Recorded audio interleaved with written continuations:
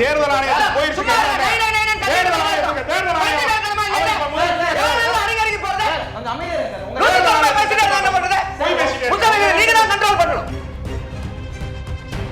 ரெண்டு வயசு பொண்ணுங்க, 2 வயசு பொண்ணுங்க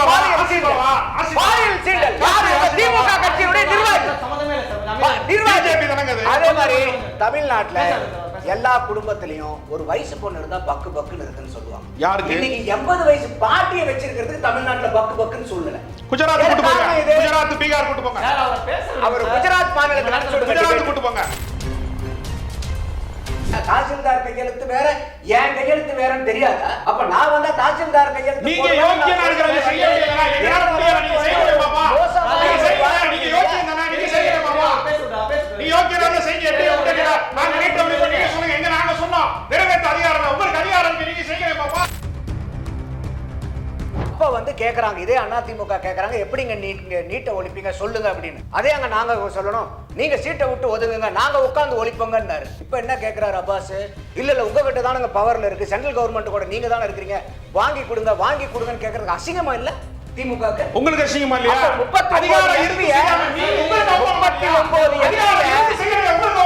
39 எம்பி திமுக வச்சிருக்கா, அண்ணா திமுக வச்சிருக்கா. அப்ப இதுல இருந்த திமுகவுடைய திராணி புரியுதா?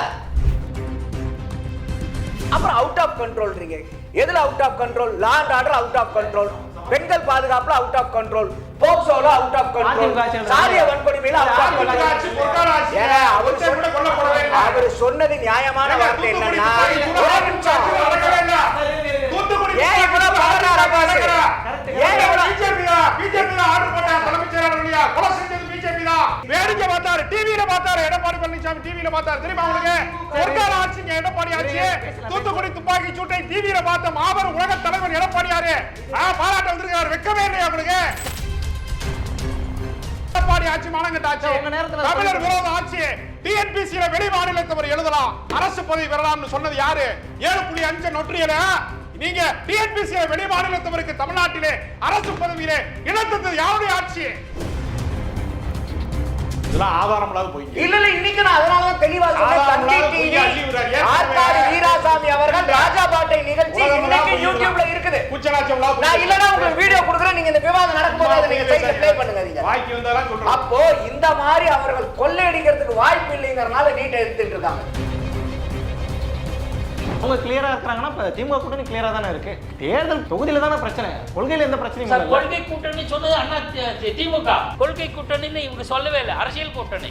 இவ்வளவு அதிருப்தி இருந்தாலும் கேட்ட தொகுதியில் கிடைக்கலனாலும் இன்னைக்கு சிபிஎம்மோ காங்கிரஸோ விடுதலை சிறுத்தைகள் கட்சியோ திமுக கூட தானே இருக்காங்க, ஒன்னா தானே பயணிக்கிறாங்க. வேற வழி.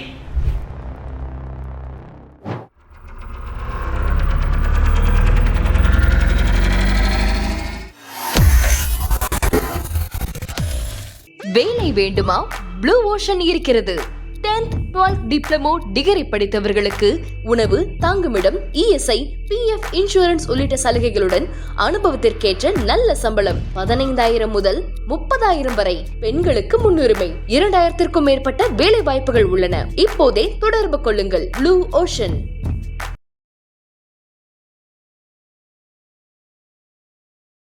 ஐத்தமிழ் நேயர்களுக்கு வணக்கம். தேர்தல் தேதி அறிவிக்கப்பட்டு விட்டது. ஏப்ரல் 23. 4 முனை போட்டியாக கட்டமைக்கப்பட்டு இருக்கிறது. யாருக்கு வெற்றி வாய்ப்பு காத்திருக்கு, யார் தோல்வியை தழுவ போறாங்கன்ற பல கேள்விகள் தொடர்ச்சியாக இருக்கு. ஒரு பக்கம் தொகுதி பங்கீடு, தேர்தல் பிரச்சாரம்னு பல கட்ட வேலைகள் எல்லா அரசியல் கட்சிகளுமே மும்முரமாக நடத்தி கொண்டிருக்கிறார்கள். கள நிலவரம் என்ன சொல்கிறது அப்படிங்கிறத பற்றி இன்னும் நம்மோடு கலந்துரையாட இணைந்திருக்கிறார்கள் அரசியல் விமர்சகர் திரு நந்தகுமார் அவர்கள், மூத்த பத்திரிகையாளர் திரு ராஜகம்பீரன் மற்றும் பாக்கு. பல்வேறு விஷயங்களை குறித்து நம்ம இன்னைக்கு கேட்க இருக்கிறோம். அவங்கள்ட்ட நம்ம கேட்டு தெரிஞ்சுக்கலாம். பாலிசி வைஸாக நாங்கள் சாதிச்சிருக்கோம். அதே போல் ஆன்டி இன்கம்பன்சின்றது ஏன் அதிமுக ஆட்சி காலத்தில் இல்லையான்ற ஒரு கேள்வியும் கேட்குறாரு. அது அவங்களுக்கு பெரிய வெற்றியை கொடுக்காதுன்ற மாதிரி தான் நம்மளால புரிஞ்சுக்க முடியுது. இதை எப்படி சார் புரிஞ்சுக்கிறது? இல்லை, இப்போ அப்பாஸ் பேசும்போது எங்க கிட்ட பவரே இல்லையே, நாங்க என்ன பண்ணோம், நீட்டை ஒழிப்பதற்கான அதிகாரம் அவ்வளவுதான். பவரே நீட்டை ஒழிக்கிறதுக்கு பவரே இல்லைன்னு தெரிஞ்ச உங்களுக்கு நீங்க இதை வாக்குறுதி கொடுத்தது எந்த தேர்தலில்? இந்தியா கூட்டணி பாராளுமன்ற தேர்தலில் கொடுத்தீங்க நீட்டை ஒழிக்கிறேன்னு. 2021 சட்டமன்ற தேர்தலுடைய வாக்குறுதி. அப்போ உங்க நாளுக்கு உங்களுக்கு எதுல திராணி இருக்குது இல்லைங்காம கூட அந்த அடிப்படை அறிவு கூட இல்லாம வாக்குறுதி கொடுக்குறீங்க. இதுதான் உங்களுடைய அரசியல் புரிதலா? 76 ஆண்டு கால அரசியல் கட்சியா? தாசில்தார் கையெழுத்து வேற, என் கையெழுத்து வேறன்னு தெரியாதா? அப்ப நான் வந்தா தாசில்தார் கையெழுத்து நீங்க யோக்கியனா இருக்கிறது செய்ய வேண்டியதுனா எங்களால முடியல, நீங்க செய்யுங்க பாப்பா. நீங்க யோக்கியனா நீங்க செய்யுங்க பாப்பா. நீ யோக்கியனா செய்ய எப்படி உடனே நான் நீட்ட ஒழிப்பு நீங்க சொல்லுங்க. எங்க நாங்க சொன்னோம் நிறைவேற்ற அதிகாரம் உங்களுக்கு அதிகாரம் இருக்கு, நீங்க செய்யுங்க பாப்பா. அப்ப நீங்க ஏமாத்துறீங்க. அதாவது திமுகவுடைய இயலாமைக்கு இதே அப்ப பாத்தீங்கன்னாக்கா நீட்டை ஒழிச்சிருவான்னு சொல்லிட்டு இன்னைக்கு இருக்கக்கூடிய துணை முதலமைச்சர் எனக்கு மந்திரம் தெரியும் தந்திரம் தெரியும்னு கள்ள தூக்கி சுத்திக்கிட்டு இருந்தார். அப்ப கேட்கறாங்க, இதே அதிமுக கேட்கறாங்க, எப்படிங்க நீட்டை ஒழிப்பீங்க சொல்லுங்க அப்படின்னு. அதே அங்க நாங்க சொல்லணும், நீங்க சீட்டை விட்டு ஒதுங்குங்க, நாங்க உட்கார்ந்து ஒழிப்போங்கன்னாரு. இப்ப என்ன கேட்கிறாரு அப்பாஸ், இல்ல உங்ககிட்ட தானங்க பவர்ல இருக்கு, சென்ட்ரல் கவர்மெண்ட் கூட நீங்க தானே இருக்கிறீங்க, வாங்கி கொடுங்கன்னு கேட்கறதுக்கு அசிங்கமா இல்ல திமுக? உங்களுக்கு அசிங்கமா இல்லையா?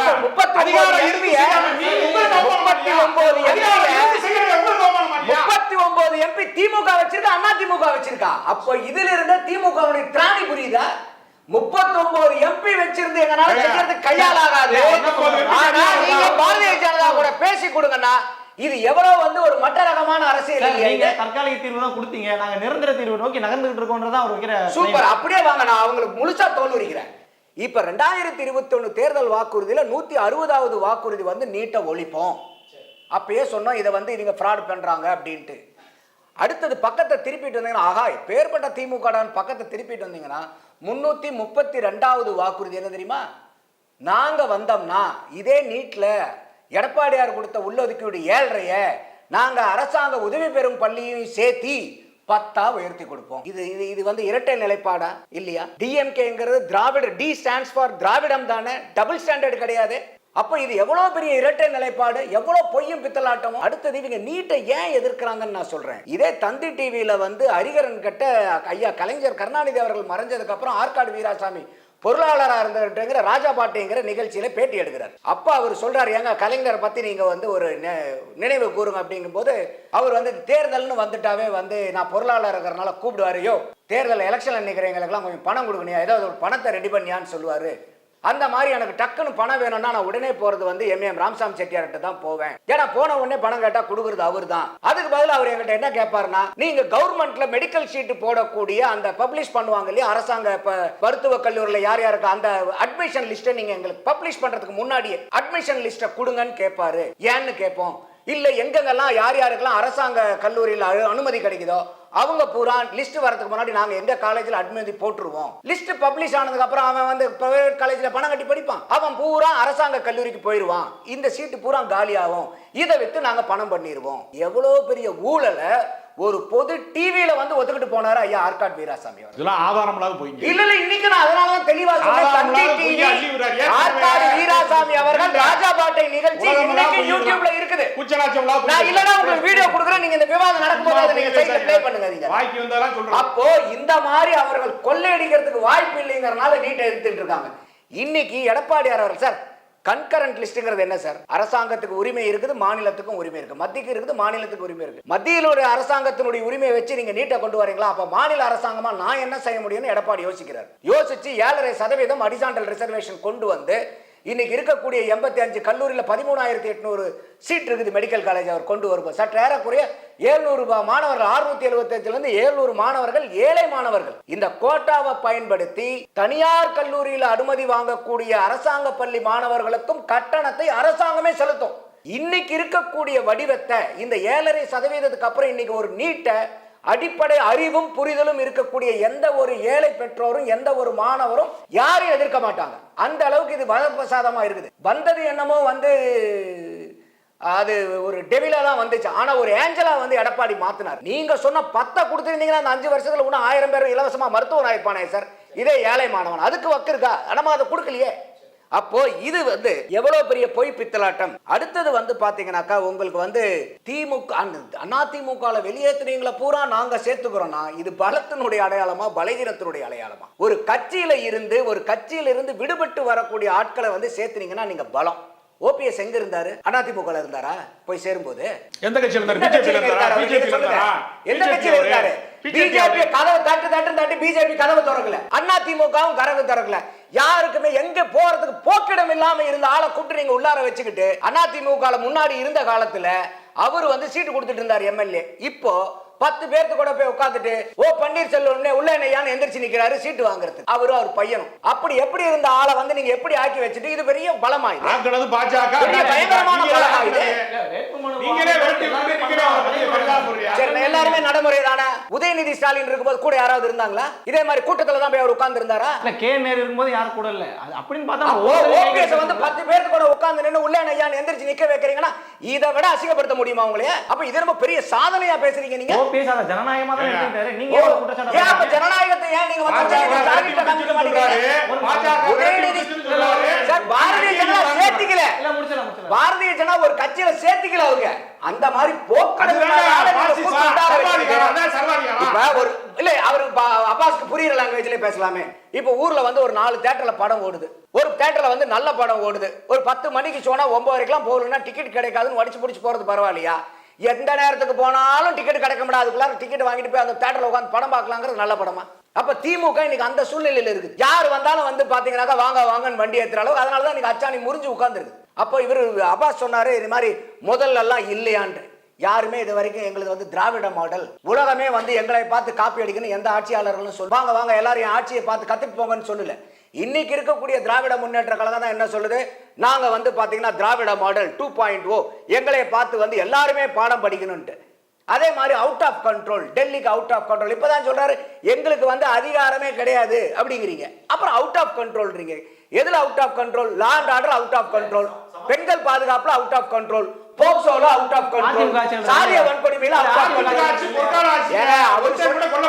அவர் சொன்னது நியாயமான வார்த்தை என்னன்னா ஒரு நிமிஷம்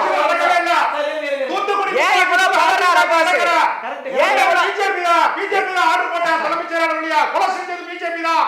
இதுதான் பார்த்தாரு, டிவில பார்த்தாரு. எடப்பாடி பழனிசாமி டிவில பார்த்தாரு. இதுதான் திமுக ஆட்சி. எடப்பாடி ஆட்சி தூத்துக்குடி துப்பாக்கி சூட்டை டிவில பார்த்த மாபெரும் உலக தலைவர் எடப்பாடியாரு. இதுதான் பாராட்ட விருதுகிறார். வெக்கமே இல்லையா உங்களுக்கு?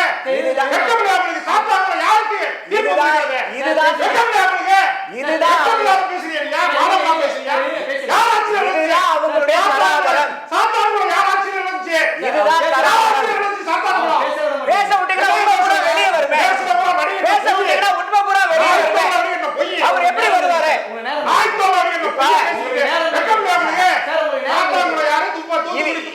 ஜனநாயகவாதிகள்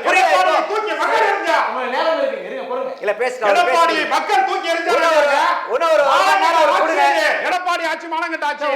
தமிழர் விரோத ஆட்சி. டிஎன்பிசியில வெளி மாநிலத்தவர் எழுதலாம், அரசு பதவி பெறலாம்னு சொன்னது யாரு? 7.5 நொற்றியல நீங்க டிஎன்பிசியில வெளி மாநிலத்தவருக்கு தமிழ்நாட்டிலே அரசு பதவியிலே இணைத்தது யாருடைய ஆட்சி? ஏன் ஏடிஎம்கே ஆட்சினா? தமிழ்நாட்டுக்கு வஞ்சகம் செஞ்ச ஆட்சி யாருடைய ஆட்சி? ஏடிஎம்கே ஆட்சி தானே. ஏடிஎம்கே ஆட்சி யோக்கியமான ஆட்சியா? மக்களால் தூக்கி எறியப்பட்ட ஆட்சி. தீர்ப்பு. எடப்பாடி ஒரு நாள் எதிர்க்கட்சி தலைவராக கூட திரும்பி வர முடியாது. எடப்பாடியால் மீண்டும் எதிர்க்கட்சி தலைவர் ஆக முடியாது. பாஜகவின் கால்களை நக்கி கொண்டே கிடக்க வேண்டியது வாழ்நாள் பூரா. ஒரு நாளும் எதிர்க்கட்சி தலைவர் ஆக முடியாது. பாஜக அதிமுகவை மோசமான முறையில் நடத்துகிறது. நேரம் ரொம்ப குறைவா இருக்கு. நம்ம பேச வருங்க சார். இல்ல இன்னும் ஒரு 10 நிமிஷம் ஆனாலும் அவர் கத்த சொல்லுங்க. நான் வெயிட் பண்றேன். நீ சுருக்கமா சொல்லுங்க. அவர் ஒரு 10 நிமிஷம் இன்னும் கத்தட்டும். இல்ல பாகி சார் இருக்கு. இல்லங்க அவர் கத்த சொல்லுங்க. நான் ஒரு 10 நிமிஷம் வெயிட் பண்றேன். பாகி சார் இன்னும் முடிக்கல. இல்லங்க அவர் கத்த சொல்லுங்க. சுருக்கமா சொல்லுங்க. கத்த சொல்லுங்க. நடக்கறன்னு சொல்லுங்க. கத்த சொல்லுங்க. சொல்லுங்கப்பா. கத்த சொல்லுங்க. அவர் கத்த முடிக்கட்டும். இன்னும் ஒரு 1 மணி நேரம் இருக்கு. கத்த சொல்லுங்க. உங்க இடத்துல அவர் எவ்வளவு தூரம் கத்த முடியுமோ கத்தி முடிக்கட்டும். உண்மை சொல்ல கத்தி முடிச்சதுக்கு அப்புறம் நீங்க கிட்ட வாங்க. உங்களால உண்மை சொல்ல முடியாதுங்க. அவர் கத்தி முடிச்சதுக்கு அப்புறம் வாங்க.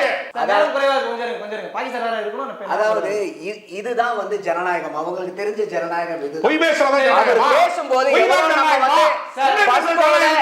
நாகரிகத்தோட உட்கார்ந்து இருந்தோம் இல்லையா? எந்த அளவுக்கு வந்து எவ்வளவு வெளியே வரும்போது எவ்வளவு பாதிக்கப்படுறாங்கன்னு பாருங்க. இதுதான். அப்போ இந்த மாதிரி பேசக்கூடியதுனாலேயே திமுகவுக்கு வரக்கூடிய கொஞ்ச நஞ்ச வாக்கையும் இந்த மாதிரி தமிழ்நாட்டு மக்கள் ஓட ஓட வேண்டியா? நீங்க எல்லாம் திரும்ப வந்து தேர்தலுக்கு பின்னாடி விவாதத்துல கூட உட்கார்ற யோக்கியதை எல்லாம் போக போறீங்களா? சார் கொஞ்சம் நேரம் கொடுங்க சார். கொஞ்சம் நேரம் கொடுங்க. நீங்க தான் இதை கண்ட்ரோல் பண்ணணும் முசமில். அவர் கத்துறதுன்னா ஒரு 1/4 மணி நேரம் கத்துட்டு நாங்க வெயிட் பண்றோம். கத்தி முடிக்கிட்டோம். அவர் பதில் சொல்லுங்க. நீங்க சாத்தான்குள யாராச்சு முழுசா கத்தி முடிக்கிட்டோம். யாராச்சு வந்து டிஎன்பிசி முழுசா கத்தி முடிக்கிட்டோம். யார் இருந்தாலும் சொல்லுங்க. பதில் பேச துப்பு இல்லாம என்ன கத்துங்கன்னு சொல்லி என்ன குற்றவாளி ஆக்குறான்னு பாக்குறீங்க. உங்க பதில் இல்ல.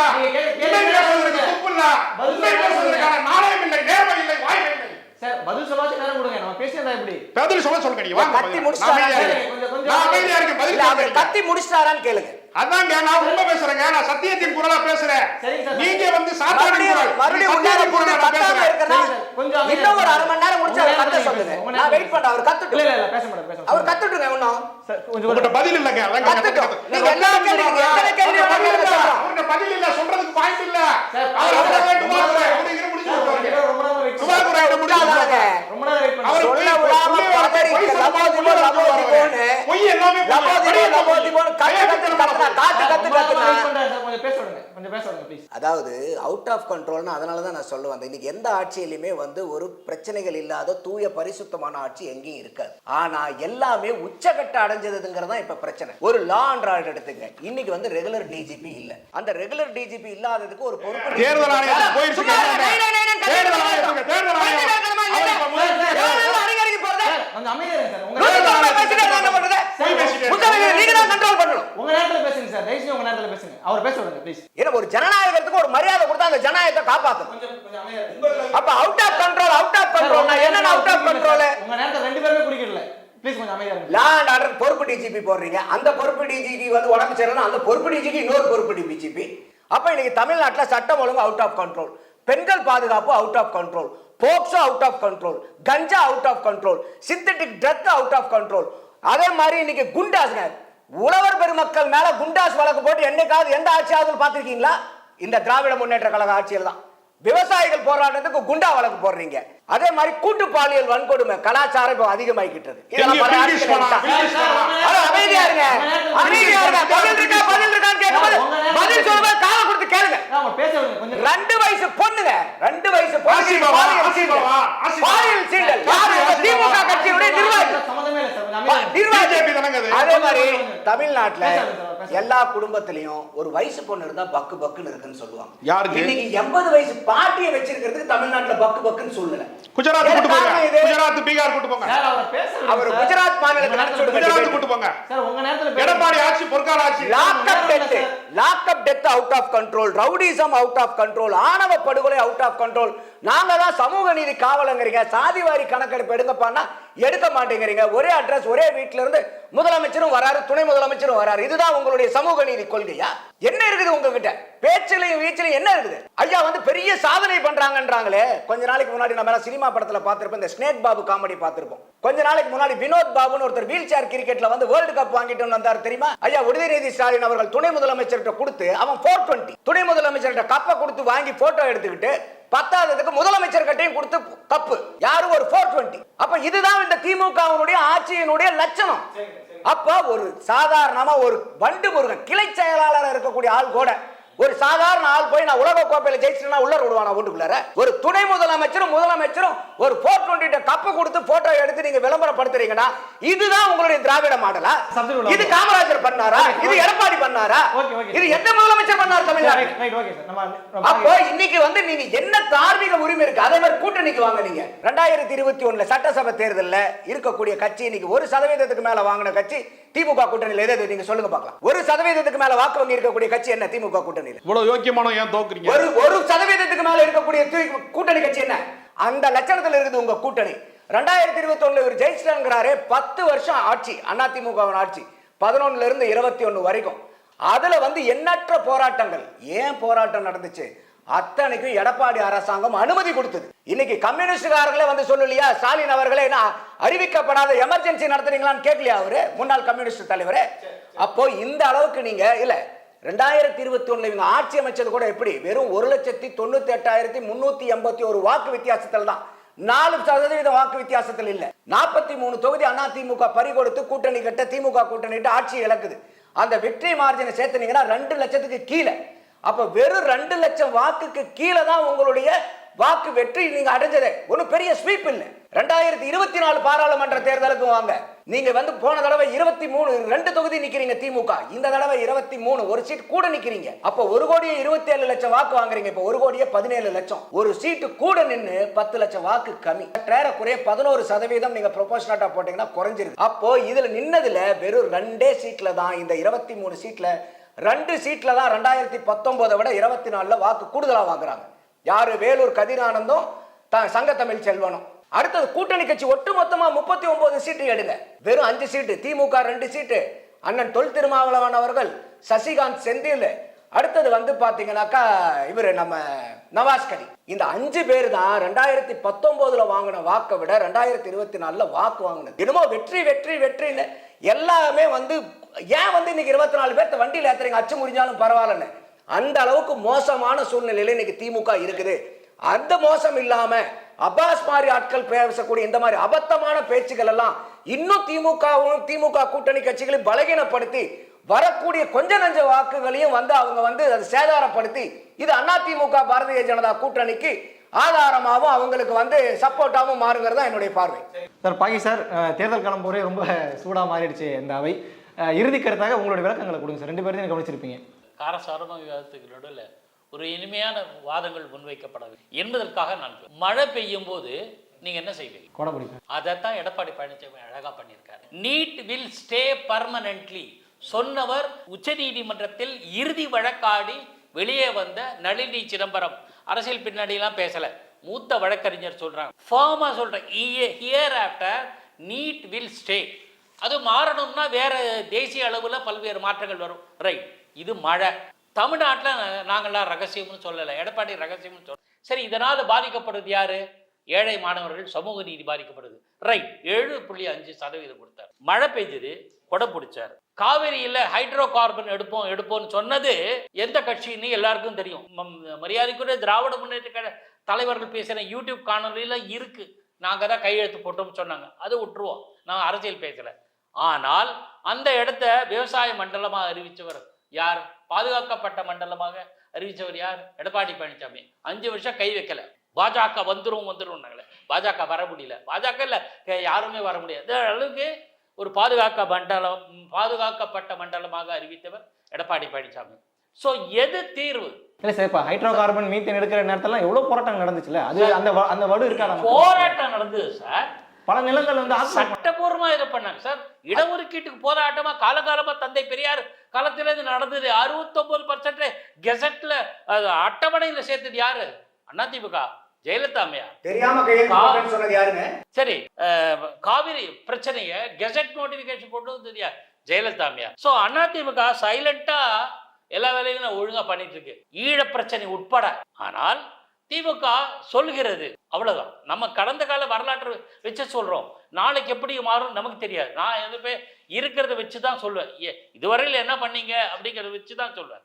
ஆகையினால பிரச்சனைகளுக்கு எது தீர்வோ தீர்வை நோக்கி நகர்வது நான் பார்த்த வரையில் அதிமுக தான். இது எம்ஜிஆர் காலத்திலிருந்தே பார்த்துட்டு வரேன் சார். ஒன்று சொல்றேன் சார், இந்த பல்வேறு கலவரங்களை பற்றி எல்லா நண்பர்கள் சொன்னாங்க. நான் யாரையும் குறை சொல்லலை, இருக்கிறத விஷயத்த சொல்கிறேன். இது காமராஜர் காலத்து கலவரத்தை பற்றி நண்பர் சொன்னார். கீழ்வன்மணி எப்போ நடந்தது? உயிரோடு எரித்து கொல்லப்பட்ட அந்த கொடூர சம்பவம் எப்போ நடந்தது? அறிஞர் அண்ணா காலத்தில். மாஞ்சோலை கொடுமை எப்போ நடந்தது? திமுக கலைஞர் கருணாநிதி ஆட்சியில். அதே மாதிரி ஜெயலலிதா பக்கம் சொல்கிறேன். மாமங்கம் குளத்தில் கூட நீராடி அவங்க போன பிறகு தான் அந்த ஸ்டாம்பீடில் இறந்து போனாங்க. அவங்க காரணம் இல்லை, அவங்க போன பிறகு அங்கே வந்த மக்களுடைய ஒரு ஒரு கட்டமைப்பு ஒரு போச்சு. சாத்தான்குளம் எடப்பாடி பற்றி சொல்கிறோம், நாமெல்லாம் விமர்சனம் பண்ணுறோம்.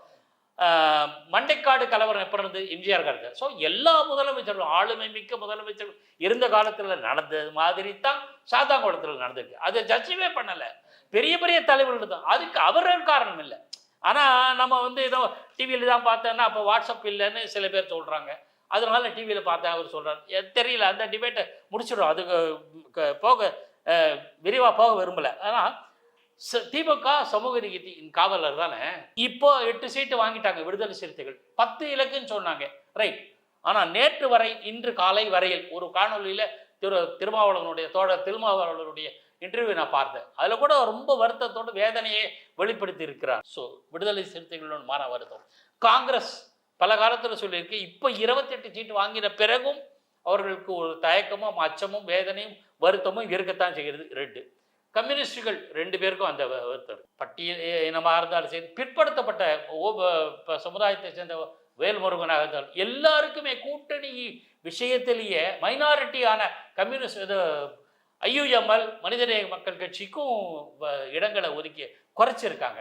ஸோ எல்லா சமுதாய பிரிவினருக்கும் சிறுபான்மையினர் உட்பட நீங்கள் சீட்டை குறைக்கிறீங்களே, இது என்ன சமூக நீதி? நாம் கேள்வியை முன்வைக்கிறோம். ஆக இத்தனை விஷயங்கள் இருக்கும்போது கொள்கை வேறு, ஏதாவது கொள்கை கூட்டணி அவங்க சொன்னாங்க. எடப்பாடி என்ன தெரியுமா சொன்னார்? கொள்கை வேறு கூட்டணி வேறுன்னு சொன்னார். So he is very clear. இது எலெக்ஷன், ரைட்? எலெக்ஷனும் பிஜேபி இல்ல இப்ப அவங்க கிளியரா இருக்காங்கன்னா இப்ப திமுக கூட்டணி கிளியரா தானே இருக்கு. தேர்தல் கூட்டணியில தானே பிரச்சனை, தொகுதியில தானே பிரச்சனை, கொள்கையில எந்த பிரச்சனையும் இல்ல. கொள்கை கூட்டணி சொன்னது அண்ணா திமுக. கொள்கை கூட்டணின்னு இவங்க சொல்லவே இல்லை, அரசியல் கூட்டணி. இல்ல இவ்வளவு அதிருப்தி இருந்தாலும் கேட்ட தொகுதியில் கிடைக்கலனாலும் இன்னைக்கு CPM-ஓ காங்கிரஸோ விடுதலை சிறுத்தைகள் கட்சியோ திமுக கூட தானே இருக்கிறாங்க, ஒன்னா தானே பயணிக்கிறாங்க. வேற வழி. ஏன்னா அண்ணா திமுக பிஜேபி இருக்கிறதா நினைச்சுக்கிட்டு இதுல அவங்க மேலே நான் ஒரு குற்றச்சாட்டு சொல்லுவேன். அதாவது இவங்க மதச்சார்பின்மை பாஜக இருக்கிறதுனால அதிமுக இல்லை, ரைட், ஒத்துக்கிறேன். கடந்த காலத்தில் ஜெயலலிதா அம்மையார் பாஜகவோட கூட்டணி வைத்த போது இதே விசிக்கு அந்த கூட்டணியில் இடம்பெற்றது தரவுகள் இருக்கு. நான் அதை கூட ஒதுக்கிறேன், அதை கூட கன்வீனியன்ட்டாக ஒதுக்கிறேன். நீங்கள் இடைப்பட்ட காலத்தில் சென்ற ஆண்டு வரையில் 25 ஏப்ரல் வரையில் அதிமுக பாஜக ஒரே கூட்டணியில் இருந்ததா? இல்லை. அப்போ அதிமுக தனியாக தானே இருக்கு. நம்ம அவங்களோட சேரலாமான்னு ஏன் சேரல? நம்பிக்கை வரல. நம்பிக்கை வரல. நம்பிக்கை வரல. அது எது பயம்? திமுக ஆட்சியில் இருக்கு. திமுக ஆட்சியில் இல்லை என்றால் நிலைமை வேற. மூன்றாவது ஒரு பாயிண்ட் முக்கியமாக சொல்லும். 10 ஆண்டுகள் ஒரு ஆட்சி இருந்தது. திமுக அதை புள்ளிவரங்கள் தம்பி சொன்னார், எந்தெந்த இடங்களில் வெற்றி பெற்றோம், எவ்வளோ மார்ஜின் வெற்றி பெற்றோம். வெற்றி பெற்று எதிர்கட்சி தலைவரானார் எடப்பாடி பழனிசாமி. 1977 எதிர்கட்சி தலைவராக ஆளுமை மிக்க கலைஞர் கருணாநிதி இருந்தார், 48 சீட்டு. ஜெயலலிதா அம்மையார் 1989 எதிர்கட்சி தலைவராக இருந்தார், 27. 2011 தேமுதிக தலைவர் விஜயகாந்த் எதிர்கட்சி தலைவராக இருந்தார், எவ்வளவு சீட்டு? 29, 27. 2021 எதிர்கட்சி தலைவரானார் EPS, எவ்வளவு சீட்டு? எதிர்கட்சி தலைவராக இருந்த போதும் இவர்களை விட அதிகமான இடங்களை நான் வைத்திருக்கிறேன். அது கூட இழந்ததுக்கு காரணம் பல டிஃபரன்ஸ். அமமுக பிரிச்சுதுன்ற புள்ளிவர்களா நிறைய தளத்தில் சொல்லிட்டோம். இப்போ அமமுக வந்தாச்சு, அது வேற. அதுவே ஒன்றா சேருவாங்களான்னு கேள்வி எழுப்பினாங்க. அழகாக டிடிவி தினகரன் அண்ணன் பச்சை தமிழர்னு சொல்லி அண்ணன் எடப்பாடின்னு சொல்லிட்டாரு. தேர்தலில் போட்டியிட மாட்டேன்னாரு. சட்டப்பேரவை தேர்தலில் டிடிவி தினகரன் போட்டியிடல். அப்படின்னா எடப்பாடி பழனிசாமிக்கு டிடிவி தினகரன் சேலஞ்ச் இல்லை, த்ரெட் இல்லைன்னு தெரிஞ்சு. அதை தான் ராஜகமன் சாரும் கேட்டார். இப்போ அன்னைக்கு இருந்த ஸ்டேட்ல தான் டிடிவி இன்னைக்கு இருக்கிறாரா அப்படின்னு கேட்கிறாரு. அதே தான் இப்போ அவர் கம்ஃபர்டபுள் ஆயிட்டார், அகாமடேட்டிவ் ஆயிட்டார். அவர் என்ன சொன்னார்னா, என்ன நம்பி வந்தவங்களுக்கு MLA சீட் வாங்கி தரணும், அவங்களுக்கு கொடுக்குறாரு. 16 சீட்டு வாங்கிட்டார், 11 சீட்டு வாங்கிட்டார், முடிஞ்சு போச்சு கதை. ஸோ எல்லாமே கம்ஃபர்டபுளாக தான் இருக்கு இன்று வரையில். அந்த கம்ஃபர்ட் இதே தான் கண்டினியூ ஆகும். இனிமே ஒன்றும் மாறுறதுக்கு நான் சான்சஸ் இல்லை. செட்டில் ஆயாச்சு, முடிஞ்சு போச்சு, தாலி கட்டியாச்சு, அப்புறம் கல்யாணம், கணவன் மனைவி தானே, அந்த மாதிரி. ஸோ இத்தனை தெளிவான பாதையில் அதிமுக கூட்டணி போகிறது, அதில் மாற்றுக்கிறது கிடையாது. தெளிவற்ற இன்னமும் குழப்பத்தோடு சந்தேகத்தோடு பரஸ்பரம். நான் முக்கியமாக என்ன சொல்ல வந்தேன்னா, 10 ஆண்டுகள் இருந்தேன்னா நவீன் பட்நாயக் மேலே எந்த புகாரும் கிடையாது சார். ஊழல் புகார் பிரச்சனையோ சர்ச்சையோ லாண்டாரோ எதுவுமே இல்லை. ஆனால் அவர் தோல்வி அடைந்தார். ஏன்னா 10 ஆண்டுகள் மேலே இருந்த ஒரு கட்சி மேலே மக்களுக்கு இயல்பாக ஒரு அலுப்பு வரும். வெறுப்பு அல்ல, அலுப்பு. நான் ரெண்டுத்துக்கு டிஃப்ரென்ஸ் இருக்கு. சரி, ஒரு சேஞ்சு மாற்றி பார்க்கணும். சட்டையை கூட மாற்றிருப்பேன், இன்னைக்கு போட்ட சட்டையை நாளைக்கு போட மாட்டோம். அப்படி இருக்கும்போது சரின்னு ஒரு சேஞ்சுக்கு ஸ்டாலின் கொடுப்பாவேன் அப்படின்னு மக்கள் கொடுத்தார்கள் என்ற ஒரு பார்வையை கூட நீங்க பிற மாநிலங்களோடு தமிழகத்தை ஒப்பிட்டு பார்க்குறீங்க. அப்படி இல்லை, அலுப்புனாலேயே சரி 10 வருஷம் இருந்துட்டாங்கப்பா ஏடிஎம்கே, சரி ஒரு சேஞ்சுக்கு ஸ்டாலின் கொடுப்போம் என்கிற எண்ணம் இருக்குல்ல. இதை எல்லா தரப்பிலும் திமுக விட்டா அதிமுக, அதிமுக விட்டா திமுக அப்படின்னு சொன்னா என்ன அர்த்தம்? இது இருக்கட்டும், இது இல்லை, திருப்தி இல்லைன்னா அது என்கிற மனோபாவம் தானே. அந்த மனநிலையும் ஒரு காரணம் என்று அரசியல் வல்லுநர்கள் பல பேர் சொல்றாங்க. ஸோ இது ஏற்கத்தக்க ஒரு லாஜிக் தானே. ஸோ இந்த வகையில் பார்க்கும்போது இன்றைய தின சூழல்ல அதிமுகவுக்கு வாய்ஸ் செல்வாக்கரிக்கும். சிறு கட்சிகளில் பெரும்பாலான பல கட்சிகள் இரட்டைலை சின்னத்தில் போட்டியிட விரும்புவதாக எனக்கு கிடைச்ச தகவல். ஏன்னா இரட்டைலை இஸ் பாப்புலர் தேன் தாமரை. ஆகையினால இரட்டை இலையில போட்டி மினிமம் செக்யூரிட்டி எதிர்பார்க்குறாங்களோ? அல்ல, கம்ஃபர்டபுளாக இருக்கும். பாப்புலர் இப்போ பிரபலமான சின்னம் இரட்டை இலை, அந்த அளவுக்கு பிரபலமாகாத சின்னம் தாமரை. புரிஞ்சுக்கிட்டாங்க, யதார்த்தத்தை புரிஞ்சுக்கிட்டாங்க, சரின்றாங்க. சில கட்சிகள் தாமரை சின்னத்தில் போட்டியிடும், அது ஒன்றும் பெரிய இஷ்யூ அல்ல. மறுமலர்ச்சி திமுக 3 தாரவாத்து கொடுத்துட்டு புரட்சி புயலே இப்போ தென்றலோ அதோட சாதாரண காத்தாயிடுச்சோ, அந்த மாதிரி இல்லை அப்படிங்கிறத சொல்லுவார். ஸோ கம்ஃபர்டபுளாக இருக்காங்க, தேர்தல் கடத்தை எளிதில் எதிர்நோக்குவார்கள். அவ்வளோ.